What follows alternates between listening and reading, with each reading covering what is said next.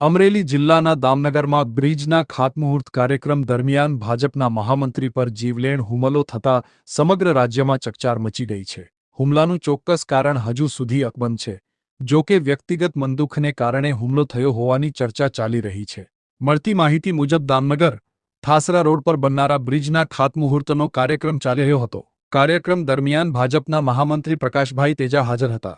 તે દરમિયાન અચાનક પાછળથી આવીને હીરાભાઈ નવાપરા નામના વ્યક્તિએ ઘાતક હથિયાર વડે તેમના પર હુમલો કર્યો હતો. હુમલા બાદ કાર્યક્રમમાં હાજર લોકોમાં ભારે દોડધામ મચી ગઈ હતી. ઇજાગ્રસ્ત પ્રકાશભાઈ તેજાને તાત્કાલિક સારવાર માટે હોસ્પિટલ ખસેડવામાં આવ્યા હોવાનું જાણવા મળ્યું છે. પ્રાથમિક માહિતી અનુસાર હુમલો કરનાર હીરાભાઈ નવાપરા ઠાસા ગામનો રહેવાસી છે અને ભાજપનો કાર્યકર હોવાનું પણ કહેવાઈ રહ્યું છે. નોંધનીય છે કે આ હુમલો ધારાસભ્ય અને ભાજપના આગેવાનો તેમજ કાર્યકરોની હાજરીમાં જ થયો હતો. ચર્ચા મુજબ આરોપીના પુત્રની પૂર્વ પત્ની હાલમાં ઇજાગ્રસ્ત પ્રકાશભાઈ તેજાના નાના ભાઈ સાથે જીવનસાથી તરીકે રહેતી હોવાને લઈને મનદુખ રાખીને હુમલો કરવામાં આવ્યો હોવાની ચર્ચા ચાલી રહી છે.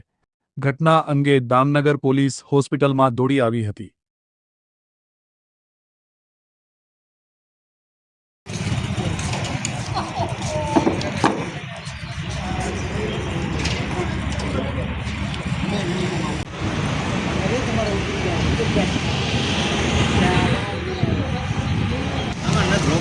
આમાં રોકાવું જ નથી.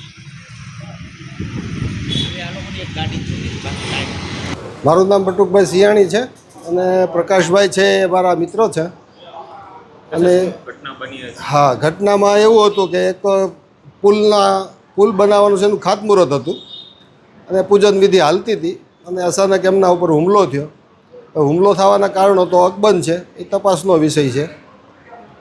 જ્યારે હુમલાની ઘટના બની હતી ત્યારે ત્યાં કોણ હાજર?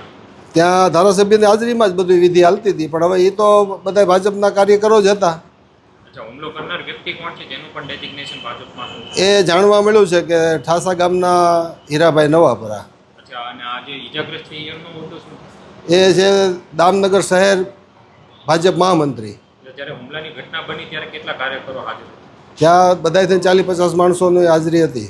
આ બનાવને લઈને તમારું શું માનવું છે? શિસ્તબદ્ધ પાર્ટી છે આપણી, તેમ છતાં હુમલોની ઘટના બની. હવે ભાજપ રાજકીય હુમલો થયો છે, કોઈ વ્યક્તિગત કાંઈ મુદ્દો છે, એ તો હવે તપાસ થાય ને હું બહાર આવે છે ત્યાર પછી ખ્યાલ આવે. આ ઘટનાને લઈને ફરિયાદ કરવામાં આવશે? ફરિયાદ તો કરશું જ. હુમલા કરનાર વ્યક્તિ પછી ત્યાંથી ભાગી ગયા? હા, એ પછી ત્યાંથી નીકળી ગયા હતા. અને કાર્યક્રમ હાજર હતો એ સમયે હથિયાર લઈને આવ્યા? હવે હું તો હાજર નહોતો, પણ બીજા એવું કીધું કે હથિયાર તો એના હાથમાં જ હતું એમ.